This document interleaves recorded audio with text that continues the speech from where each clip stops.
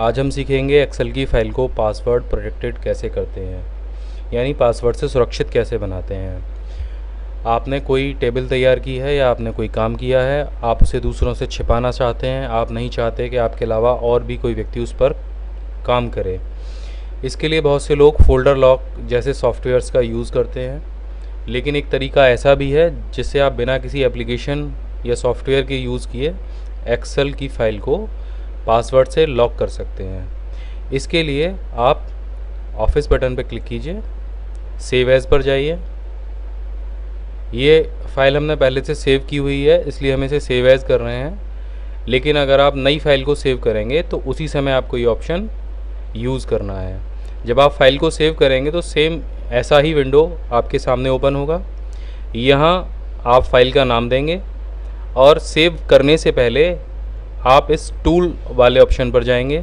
यहाँ पर आपको जनरल ऑप्शन दिखाई देगा, इस पर टिक कीजिए। एक विंडो ओपन होगी जिसमें पासवर्ड टू ओपन और पासवर्ड टू मॉडिफाई आपको दो ऑप्शन दिखाई देंगे। पासवर्ड टू ओपन वाले में पासवर्ड डाल दीजिए। अगर आप चाहते हैं कि केवल फ़ाइल खोलने के समय ही एक्सेल पासवर्ड मांगे तो ये वाला ऑप्शन आप चूज़ कीजिए। अगर आप चाहते हैं कि कोई व्यक्ति फ़ाइल तो खोल ले लेकिन उस पर कोई काम ना कर पाए, काम करने के लिए अगर वो कोई भी ऑप्शन चूज़ करे तो वो फ़ाइल पासवर्ड मांगे, तो आप पासवर्ड टू मॉडिफाई को यूज़ कर सकते हैं। आप अगर दोनों में पासवर्ड डाल देंगे तो पासवर्ड फ़ाइल खोलते समय भी एक्सेल पासवर्ड मांगेगा और अगर उसमें कोई चेंजेस करना होगा तो भी एक्सेल पासवर्ड मांगेगा। तो आप अगर दोनों में ये पासवर्ड भर देंगे तो आपका एक्सेल की जो फ़ाइल है वो डबल सिक्योर हो जाएगी।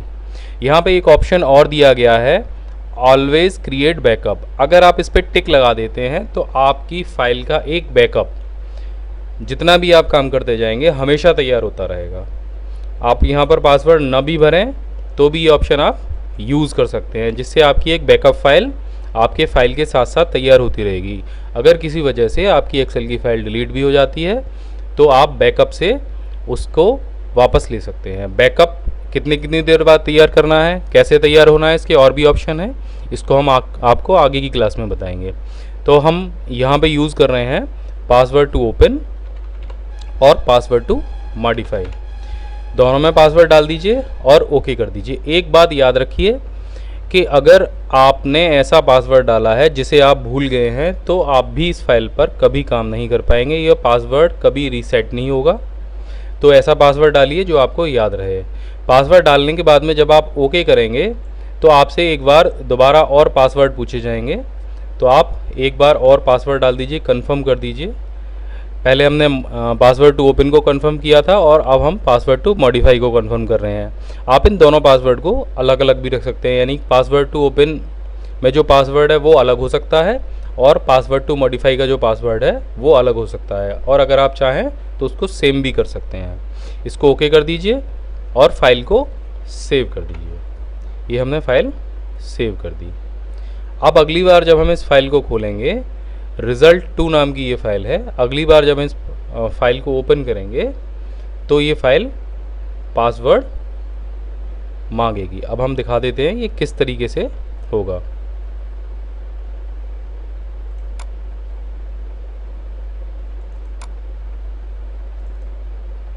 ये देखिए, जब मैंने इस फाइल को खोला तो ये पासवर्ड मांग रहा है। यहाँ पर आप पासवर्ड डाल दीजिए।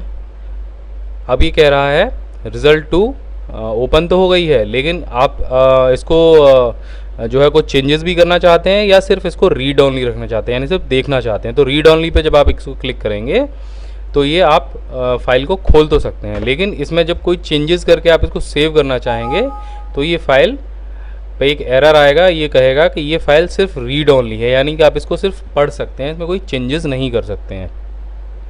लेकिन अगर आप दोनों पासवर्ड डाल देते तो इसमें चेंज भी कर पाते। आज का ये सेशन हम यहीं ख़त्म करते हैं।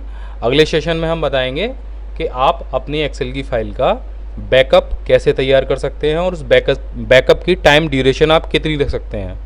ठीक है, अगर आपको ये वीडियो अच्छा लगा तो आप हमें कमेंट कीजिए और सब्सक्राइब कीजिए और अपने दोस्तों के साथ शेयर कीजिए। धन्यवाद।